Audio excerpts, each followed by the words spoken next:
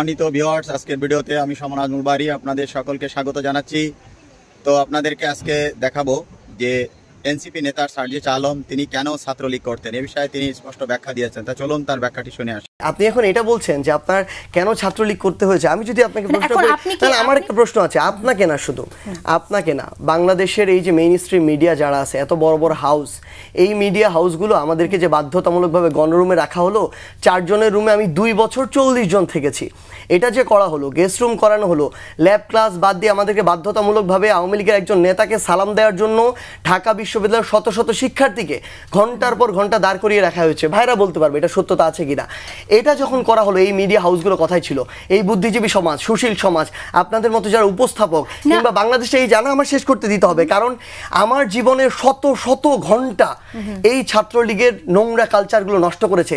তখন ঢাকা বিশ্ববিদ্যালয়ের একজন শিক্ষকও কথা বলে নাই, কোনো একটা মিডিয়া হাউসের একজন সংবাদকর্মী গণরুমে যায় না। আপনি কি করেছেন সেটা আমি প্রশ্ন করছি। আপনি যখন মিডিয়ার কথা বলছেন, আমি তো জানি মিডিয়া কি করেছে সেটা আমরা নিজেই দেখেছি। আপনাকে নিয়ে যে অভিযোগগুলো আসে এর মাঝে কিন্তু খুব কমন একটা কোশ্চেন আমরা খুব শুনি, সেটা হচ্ছে যে আপনি ছাত্রলীগের সাথে ছিলেন, ছাত্রলীগ করেছেন, ছাত্রলীগের সাথে ছিলেন, আপনি মুজিবের পক্ষে ভাষণ দিয়েছেন, প্রচার করেছেন।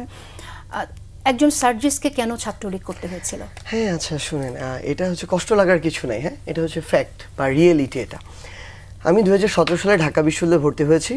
ঢাকা বিশ্ববিদ্যালয়ে তখন পরিস্থিতি ছিল, ভাইরা যেহেতু এখান থেকে পড়েছেন জানবেন, বা আশেপাশে থাকলে আরও জানবেন, ঢাকা বিশ্ববিদ্যালয়ের প্রত্যেকটা ছেলেদের হলে, আপনি যদি হলে থাকতে চান, আপনাকে ছাত্রলীগের প্রোগ্রাম গেস্টরুম করতে হবে। এটা বাধ্যতামূলক। আপনি যদি করেন থাকতে পারবেন, না করলে থাকতে পারবেন না।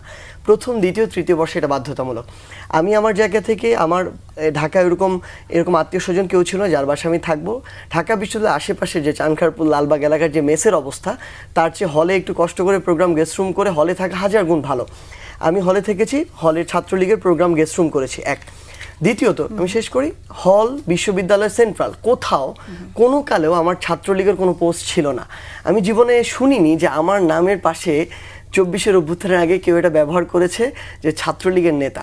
কিন্তু 24-এর অভ্যুত্থানের পরে ইচ্ছাকৃতভাবে, আমি মনে করি একটা রাজনৈতিক উদ্দেশ্যে প্রশ্নবিদ্ধ করার জন্য এই শব্দটা ব্যবহার করা হতো, ছাত্রলীগের নেতা। এবার আরেকটা জিনিস বলি, যেটা আপনি বললেন যে বঙ্গবন্ধুরিয়া, আমি আমার জায়গা থেকে বিতর্ক করতাম শিক্ষা জীবনে, পুরো বিশ্ববিদ্যালয় লাইফে। এটা আমার বিশ্ববিদ্যালয়ে যারা সার্কেলে আছে তারা ভালো করে জানবে। মুজিবুর রহমানকে আপনি বঙ্গবন্ধু জ্ঞান করেন? হ্যাঁ, আমি শেষ করছি আমার কথাটা। তো এই বিতর্ক সংসদীয় বিতর্ক হয়, বারোয়ারি বিতর্ক হয়, উপস্থিত বক্তৃতা হয়। তো আমার সবচেয়ে বেশি পুরস্কার হচ্ছে বারোয়ারি বিতর্কে। তো এরকম একটা বিতর্ক প্রতিযোগিতা, 2টা বিতর্ক প্রতিযোগিতার ভিডিও আমার চোখে মাঝে মাঝে পড়ে। একটা হচ্ছে করোনার সময় অনলাইনে বিতর্ক প্রতিযোগিতা আয়োজন করা হয়েছিল।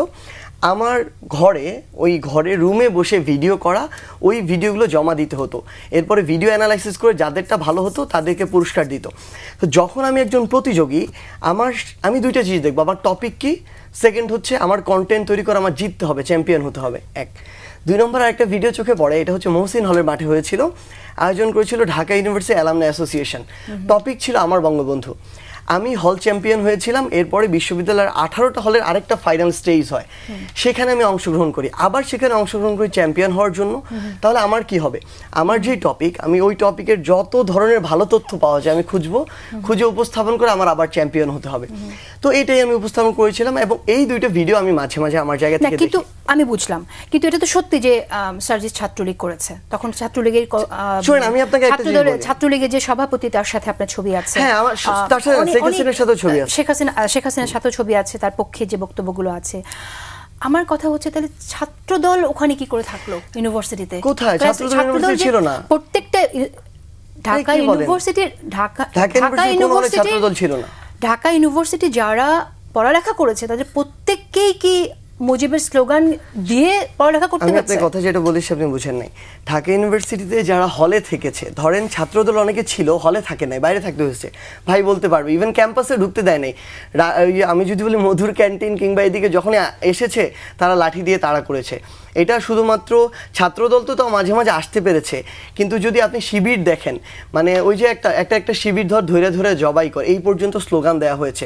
তো ফ্যাক্ট হচ্ছে, আপনি এখন এটা বলছেন যে আপনার কেন ছাত্রলীগ ছাত্রলীগ করতে হয়েছে? আমি যদি আপনাকে প্রশ্ন এখন করি, আপনি কি- তাহলে আমার আপনি- একটা প্রশ্ন আছে, আপনাকে না, শুধু আপনাকে না, বাংলাদেশের এই যে মেইন স্ট্রিম মিডিয়া যারা আছে, এত বড় বড় হাউস, এই মিডিয়া হাউসগুলো আমাদেরকে যে বাধ্যতামূলকভাবে গণরুমে রাখা হলো, 4 জনের রুমে আমি 2 বছর 40 জন থেকেছি, এটা যে করা হলো, গেস্ট রুম করানো হলো, ল্যাব ক্লাস বাদ দিয়ে আমাদেরকে বাধ্যতামূলকভাবে আওয়ামী লীগের একজন নেতাকে সালাম দেওয়ার জন্য ঢাকা বিশ্ববিদ্যালয়ের শত শত শিক্ষার্থীকে ঘন্টার পর ঘন্টা দাঁড় করিয়ে রাখা হয়েছে। ভাইরা বলতে পারবে এটা সত্যতা আছে কিনা। এটা যখন করা হলো, এই মিডিয়া হাউসগুলো কথাই ছিল, এই বুদ্ধিজীবী সমাজ, সুশীল সমাজ, আপনাদের মতো যারা উপস্থাপক কিংবা বাংলাদেশে এই জানা আমার শেষ করতে দিতে হবে, কারণ আমার জীবনের শত শত ঘন্টা এই ছাত্রলীগের নোংরা কালচারগুলো নষ্ট করেছে।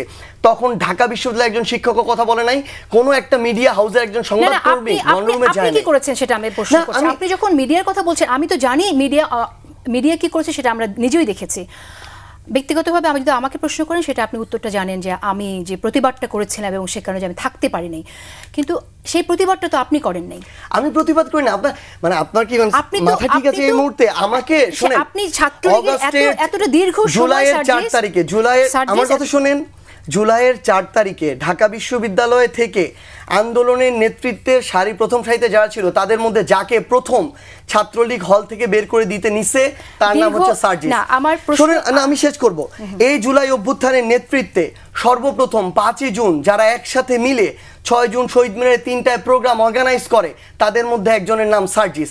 এই অভ্যুত্থানের সামনে সারিতে থেকে যে কয়েকজন নেতৃত্ব দিয়েছে, তার একজনের নাম সার্জিস। আপনি কিভাবে বলেন যে আমি প্রতিবাদ করি? এই কথা না না না না না সার্জিস, আমি আপনার গণঅভ্যুত্থানে আপনার ভূমিকাকে ডেফিনেটলি ক্রেডিট দেই বলেই আমি আপনার সাথে এটা নিয়ে কথা বলছি। ক্রেডিট দেই বলে আমি এই প্রশ্নগুলো যখন মানুষের মুখ থেকে শুনি, সেটার জবাব দিতে চাই বলে আপনার কাছে জবাব জানতে চাইছি যে আপনি দীর্ঘ সময় ছাত্রলীগে থাকলেন, তার ছাত্রলীগের যে অপকর্মের দাগ আছে, সেই দাগটা তো আপনাকেও কেউ কেউ লাগাতে চায়, সেটার দায় আপনি কিভাবে এড়াবেন?